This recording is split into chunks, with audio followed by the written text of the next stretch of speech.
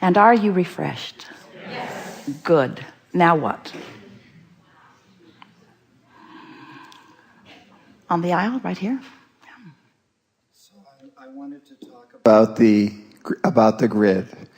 And I had a lot of questions about the grid, and I've been playing with it since we began yesterday, and just playing with different ways of getting into the grid and feeling the grid and filling the grid. And so I'm playing. Let's just use one word for that, and that's preparing the grid, because you're always in it. Okay. In other words, your grid is your point of attraction.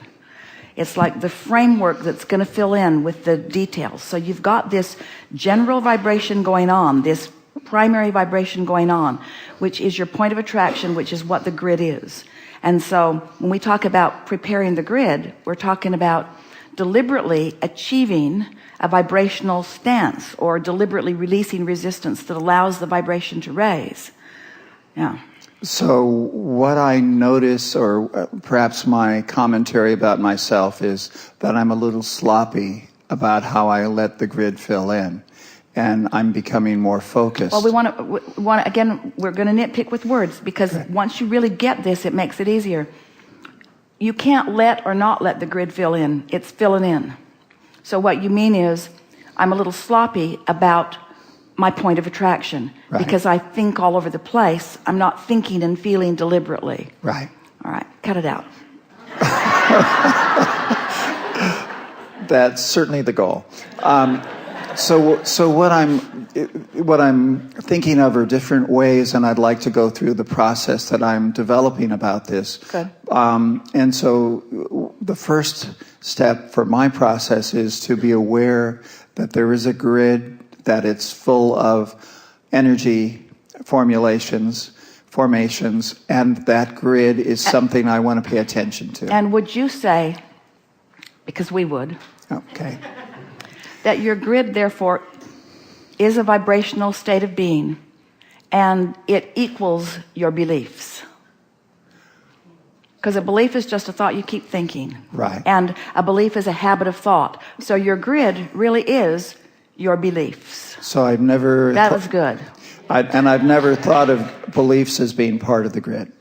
So that's an interesting... But you got to feel the logic of it. Right. If a belief is a thought that you think, right, and a thought that you think is the reason for your vibration, and your vibration is your point of attraction, and that's the same label that we're giving to the grid, right, then your grid equals the set of beliefs that are active within you. Let's right, begin again. Right. Let's make it really, really accurate.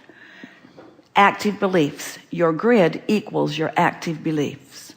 Because you might have believed something, and you might still believe it if somebody reminds you of it, but if it's not active within you, then it is not affecting your point of attraction. So active beliefs equal your grid. So as I focus on my beliefs, and as I activate more empowering beliefs, that those become active in my grid, and the energy of my grid becomes a higher energy. Yes, that is absolutely accurate. There's another way to do that, though, also. Okay. It's not just focusing on empowering beliefs and thereby raising your vibration. It's the absence of disempowering beliefs. In other words, your cork floats. Mm-hmm. That's up there where the pure positive energy is. You can hold it under the water. That's what negative emotion is. But when you let go of it, it's going to bob right back to the surface.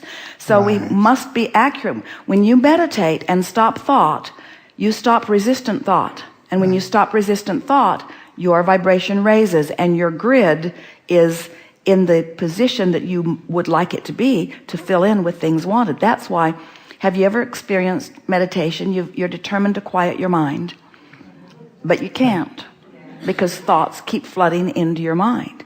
As Esther sat to meditate, in the very first time after she had been encouraged to do so by Theo, she was just counting her breath.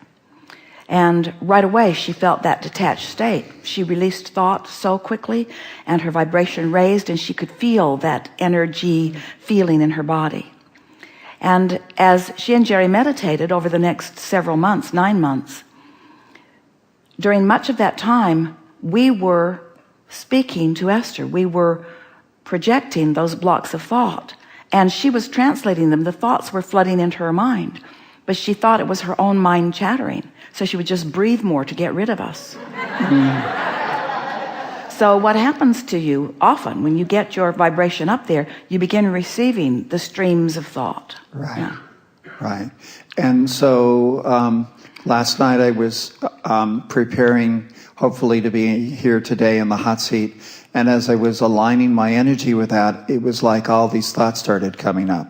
And all of these ideas and all these awarenesses were beginning to focus and, come into my, if you will, my grid. And that just felt good. It felt like the unraveling of perhaps some disempowering thoughts, some thoughts of, a little bit of self-judgment and such. And I wanted to let those go. Unraveling is a good word, but we really prefer the word just deactivating, because every thought that's ever been thought still exists, and you have the potential of tapping into any of them too, if you're in the vibrational vicinity of them.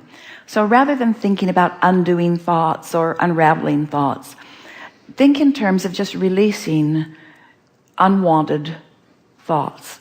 We have teased in the past about deactivating them, but you can't deactivate a thought that you're looking at. I'm going to deactivate that. No, you're not. I'm not going to think about that thing I'm thinking about.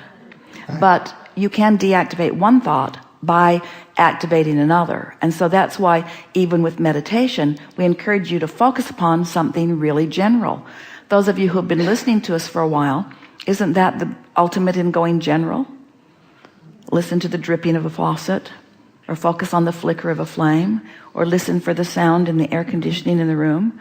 Focus on something very generally, so you're still focused, but you're focused in a detached state. And when you do so, you allow your vibration to raise, and then the thoughts from broader perspective can begin to fill your mind, as you discovered. Yes. Right.